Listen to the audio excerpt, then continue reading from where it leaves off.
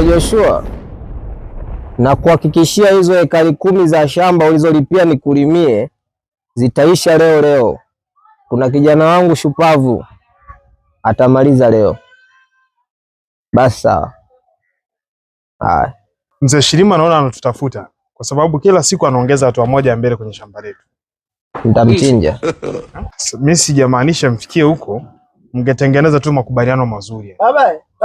Kile kindoo ulichoniambia cha kusagia unga na kitafuta sikioni. Una macho wewe? Umekiangalia sebleni hapo? Nimetafuta kote.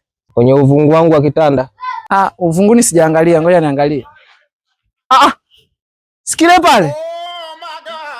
Kwa hiyo wewe umeamua kukojolea tunapowekea unga wa ugali? No dad, unajua kidogo nionyeshe sehemu ambayo ndaweza nikamwaga hii Ulaine, maana si unajua hali kaewa sikuweza kutoka dad. Leo umefanya makosa matatu kwa wakati mmoja, na sheria za nyumbani kwangu kila kosa lina adhabu yake. Hapa tunaanza na kosa la kwanza na adhabu yake. Kosa lako ni kisado cha unga umeweka mikojo yako. Maana yake umekeuka mila na desturi za kijijini kwetu kwamba ukibana kukojoa usiku ni lazima utoke nje ili uweze kusikia milio ya fisi na kukamilisha uwanaume wako. Adhabu yake ni kunyoshwa mikojo yako. Nyosha kabisa.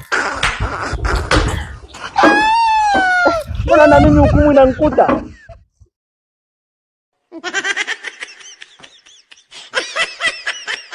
Mlete kwenye adhabu nyingine. Hii ni adhabu ya kosa la pili. Kosa lenyewe ni kusahau utamaduni wa nyumbani kwetu. Badala uniite baba, kwa kuwa umeenda daa unakuja unaniita dadi. Adhabu yake ni viboko huku kimwagiwa maji.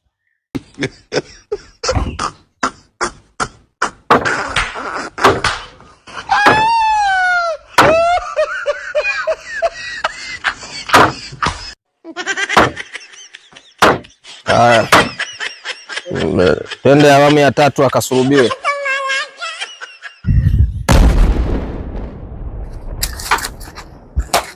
Sasa hii ndio adhabu ya 3 na ya mwisho. Kosa lako wewe, nimekusomesha mimi alafu unaniongelesha Kiingereza mimi. Hela yangu ininyanyase. Pilato atakaa humo, ndo adhabu yake mpaka jioni. Funga mlango. Wewe twende shambani. Pilato usitoke hapo.